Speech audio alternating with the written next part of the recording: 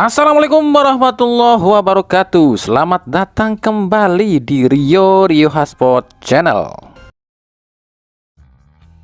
Oke, di awal pembahasan kali ini kita akan coba sepakati bersama dulu ya. Kita akan luruskan sama-sama dan juga harus sepakat nih. Yang pertama nih, Tuhan itu menciptakan manusia dari tanah. Sepakat dong. Yang kedua, Tuhan itu menciptakan iblis dari api. Sepakat dong. Yang ketiga, Tuhan itu menciptakan manusia dengan hati, cinta, dan kasih sayang. Sepakat dong. Yang keempat, iblis menggoda iman manusia dengan menyusupkan kebencian, dendam, dengki, dan iri hati ke dalam jiwa manusia. Sepakat dong. Artinya apa? Seburuk-buruknya manusia adalah yang hatinya sudah dikuasai sifat-sifat iblis. Iri hati, dengki, dendam, benci, dan semua sifat iblis. Sebab sejatinya manusia itu mau sejahat apapun pasti ada dalam hatinya rasa kasih sayang. Betul apa betul? Tapi sebutan apa yang pantas disematkan pada Toel? Kebenciannya pada Sintayong bukan cuma lantaran Sintayong ini melatih timnas Indonesia, tapi mungkin ada dendam pribadi. Kami sebagai supporter timnas Indonesia memang sedih dan kesal ketika Sintayong dicopot, tapi kami legowo. Sebab yang kami dukung adalah timnasnya, bukan cuma pelatihnya. Tapi apa yang dilakukan saat ini oleh Toel? Meskipun Sintayong udah nggak melatih timnas Indonesia, Toel tetap ngehina Sintayong. Padahal apa yang dilakukan Sintayong saat ini itu kan nggak ada sangkut pautnya dengan timnas ataupun Toel lo ya. Sebagian rakyat Indonesia mungkin ada yang kesal atau kecewa dengan Sintayong yang nggak berikan gelar apapun sama timnas. Tapi ketika Sintayong dilepas, paling tidak kita ini udah mikirnya ya udahlah ya, toh dia juga udah dilepas juga tuh sama PSSI. Ngapain juga kita ngurusin lagi Sintayong, betul dong? Dan seharusnya sebagai rakyat, sebagai bangsa yang punya adab, kita tuh harusnya hormat loh sama siapapun. Apalagi sekelas Sintayong yang udah berjasa sama negara. Sintayong memang nggak menghadirkan gelar apapun, tapi Sintayong mampu memberikan kehidupan bagi sepak bola Indonesia, khususnya timnas Indonesia. Dan itu kita harus hormati dan juga hargai loh. Tapi ini orang sama sekali nggak menghargai jasa orang lain loh ya, dan terus ngehina. Nah secara simpelnya, kalau si Toel ini aja nggak menghargai orang yang pernah mengharumkan nama Indonesia ataupun yang membanggakan ataupun membantu timnas Indonesia dan juga istilahnya bekerja untuk Indonesia, apa si Toel ini akan menghargai kalian nih yang ngedukung dia? Gitu aja secara singkatnya. Lah dia aja nggak ngehargain orang yang udah berjasa sama negara, gimana dia ngehargain kalian yang ngedukung dia? Ini tuh buat kalian ya yang saat ini masih ngedukung Toel ya. Kalian harusnya berpikir logika, berpikir logis dan juga berpikir dengan jernih. Dia aja nggak ngehargain lo ya, yang orang yang udah berjasa sama timnas. Padahal udah dipecat tapi tetap aja ngehina. Lah itu logikanya, apakah pantas orang seperti ini kalian dukung? Kecuali kalau hati kalian itu sama dengan Toel ya, ini bukan manusia lagi tapi udah menjadi iblis. Sebab kalau kalian di sini sadar, apa pernah nggak sih Sintayong itu ngehujat Toel? Nggak pernah kan? Bahkan dihina berkali-kali pun Sintayong tetap diem tuh. Tapi Toel selalu ngehina Sintayong. Paham sekarang? Kami di sini nggak membela Sintayong lo ya, tapi membela yang benar. Kami cuma menyadarkan kalian jika jangan sampai kalian termasuk orang-orang yang hidupnya sia-sia di dunia. Ayolah, laporkan orang ini, usir dia dari Indonesia.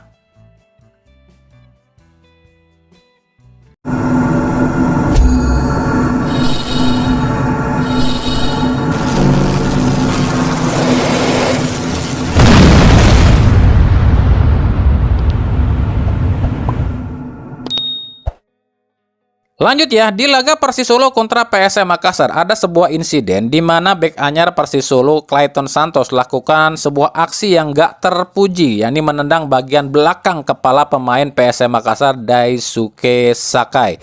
Jelas ini pelanggaran yang sangat fatal dan memang layak kartu merah, bahkan mungkin layak mendapatkan hukuman tambahan nih ya. Nah, di sini atas kejadian ini ada beberapa hal yang kami soroti. Yang pertama, wasitnya kocak. Jujur banget nih kami bilang, kami bingung loh sama wasit Indonesia kalau mimpin laga itu yang ada di pikirannya apa sih ya? Apa cuma mikirin, aduh duit saya cair nggak nih? Ya masa pelanggaran kayak gitu tuh nggak kelihatan loh ya? Harus di calling dulu dari ruangan VAR, padahal dia deket loh dengan tempat kejadian. Inilah yang bikin kami selalu protes sama Erick Thohir soal wasit, sebab udah parah kinerja wasit kita Pak Erick. Yang kedua, si Clayton Santos ini kan pemain debutan nih di Liga Indonesia. Apakah seperti ini permainan di Liga Malaysia? Kan si Clayton Santos ini awalnya main di Liga Malaysia. Yang ketiga, Clayton Santos akan tercatat dalam sejarah sepak bola Indonesia sebagai pemain asing pertama yang lakukan debut di Liga Indonesia tapi dapat kartu merah dalam waktu yang sangat singkat. Kalau nggak salah cuma 20 menit deh.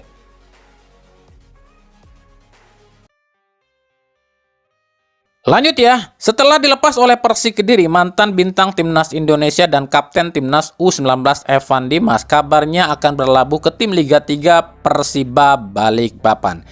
Ini menambah panjang daftar pemain Timnas U19 2013 yang karirnya entah kemana ya usai lepas dari Timnas U19 2013. Nah sekarang kita intip nih, ada di mana aja sih para punggawa Timnas U19 2013 yang lalu itu?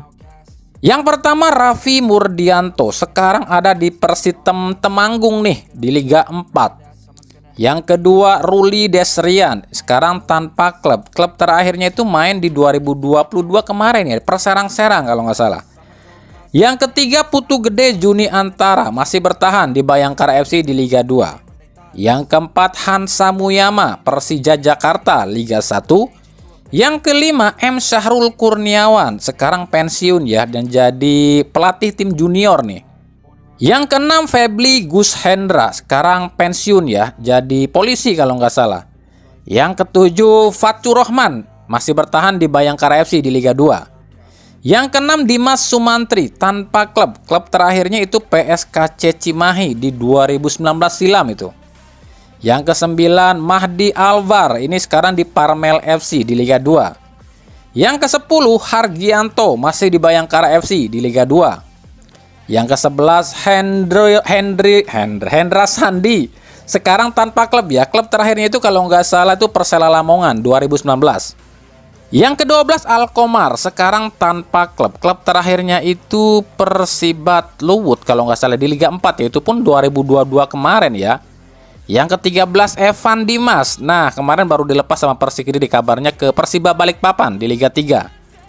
Yang ke-14 Paulo Sitanggang, sekarang di PSS Sleman di Liga 1. Yang ke-15 Ilhamuddin Armain, sekarang di Malut United di Liga 1. Yang ke-16 Maldini Pali, sekarang di Persewangi Banyuwangi di Liga 4. Yang ke-17 Dimas Drajat, sekarang di Persib Bandung di Liga 1. Yang ke-18 Muklis Hadining Saipullah, sekarang pensiun kalau nggak salah di polisi ya. Klub terakhirnya itu kalau nggak salah Persib sih, 2019 itu malahan. Dan yang ke-19 Dinan Javier, sekarang pensiun. Klub terakhirnya Bayangkara FC 2017 malah. Dan yang ke-20 adalah Zulfiandi. Ini saat ini rehat dari sepak bola ya. Klub terakhirnya adalah Madura United.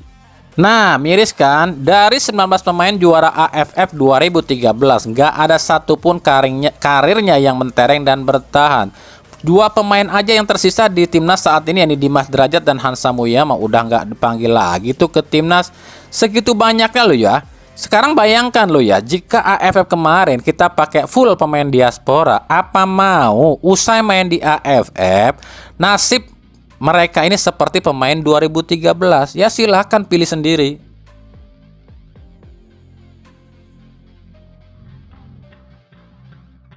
Dari PSM Makassar, masuknya Matius Silva ke PSM Makassar ini menimbulkan apa ya? Membuat Matius Silva ini dihujat oleh pendukungnya PSKC. Bahkan pelatih PSKC Kasar tadi ini menyayangkan jika Silva ini pindah ke PSM Makassar. Maka muncullah polemik jika katanya Silva ini melanggar kontrak di PSKC. Padahal menurut Silva, dirinya sama sekali nggak melanggar kontrak apapun. Jadi udah clear ya. Yang bilang Silva ini melanggar kontrak di PSKC, nah udah dijelasin sendiri tuh sama Silva lo ya.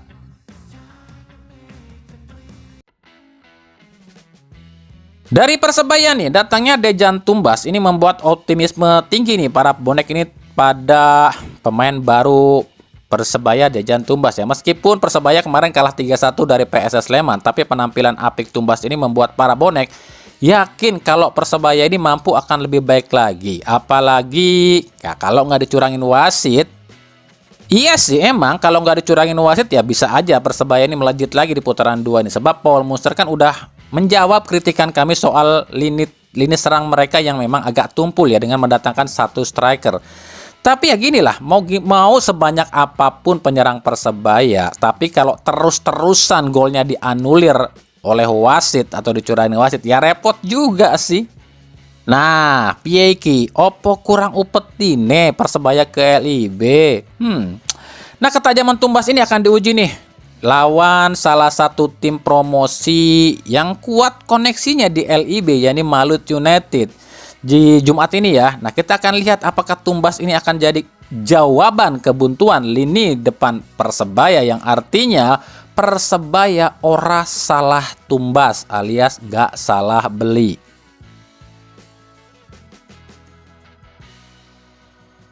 Dari Persija Jakarta, ini PSM Jogja kabarnya nggak mau nih memulangkan Arliansa, sebab katanya Arliansa ini masih dibutuhkan oleh PSM Jogja karena PSM Jogja masih bersaing di 8 besar Liga 2. Tapi pihak Persija juga mengaku sangat membutuhkan Arliansa. Bahkan ada isu gini loh ya, kabarnya Persija ini memperbolehkan PSM ini terus memakai Arliansa sampai akhir musim. Tapi dengan catatan Persija mendapatkan Rafael Rodriguez entah musim ini atau musim depan. Nah lo gimana tuh? Tapi kalau musim ini mungkin agak sulit ya, sebab ya Rafinha atau Rafael Rodriguez ini kan memang tumpuan utama PSM Jogja. Jadi kemungkinan besar nggak akan dilepas deh sama PSM Jogja. Tapi memang kalau Rafinha ini dilepas ke Persija ya mungkin akan jadi trio maut nih di Persija bersama Gustavo Almeida dan Simic.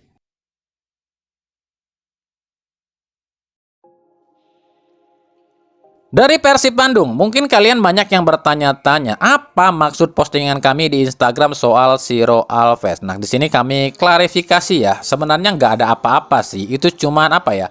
Kekhawatiran kami aja, sebab kan kita sama-sama tahu ada rumor soal transfer besar antara Borneo FC dengan Persib Bandung, yang kami pun nggak tahu siapa yang akan ditransfer.